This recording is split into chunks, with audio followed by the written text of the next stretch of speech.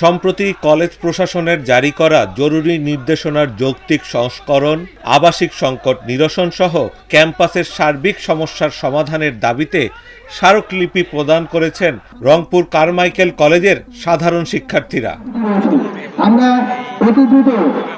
8 মে বৃহস্পতিবার সকালে Carmichael college ক্যাম্পাসের প্রশাসনিক ভবনের সামনে গণজমায়েত ও সমাবেশ করেন তারা।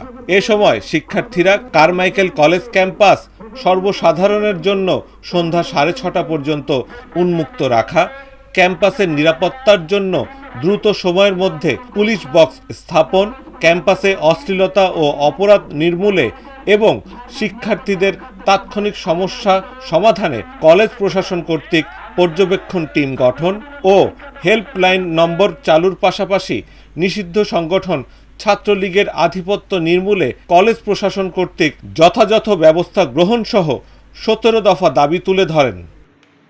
বিগত 24-এর গণবিপ্লবে ফ্যাসিস্ট আওয়ামী লীগ, ছাত্রলীগ পরাজিত শক্তি রূপান্তরিত হওয়ার পরে সন্ত্রাসী সংগঠন ছাত্রলীগকে নিষিদ্ধ করা হলেও, বাংলাদেশের আইন কর্তৃক নিষিদ্ধ করা হলেও তাদের আমরা অবাধ বিচরণ এখন পর্যন্ত কারমাইকেল কলেজে লক্ষ্য করছি। আমরা তাদেরকে হুঁশিয়ার করতে চাই এবং কলেজ প্রশাসনকে আহ্বান করতে চাই, ছাত্রলীগের এই নিষিদ্ধ সন্ত্রাসী সংগঠনের অবাধ বিচরণ এবং পুনর্বাসনের যারা দায়িত্ব নিয়েছেন তারা অতি সত্বর সাবধান হয়ে যান।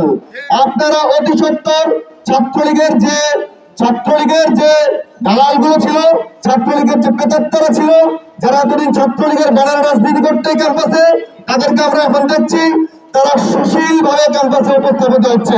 7 দিন সময় দিচ্ছি, 7 দিনের মধ্যে কারমাইকেল কলেজের সকল শিক্ষার্থীর আইডি কার্ড যেন নিশ্চিত করে। আমরা বলেছি আমাদের শতাব্দী ভবন উদ্বোধন করা হয়েছে, কিন্তু শিক্ষার্থীরা ক্লাসে আসে, ক্লাসে সংকুলন হচ্ছে না ক্লাস ছোট থাকার কারণে।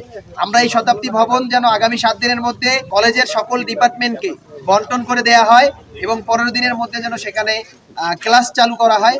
আমরা সেই আলটিমেটাম কলেজ প্রশাসনকে দিচ্ছি। পরে বিক্ষোভ মিছিল নিয়ে কলেজ অধ্যক্ষের কাছে 17 দফা দাবিতে স্মারকলিপি প্রদান করেন শিক্ষার্থীরা।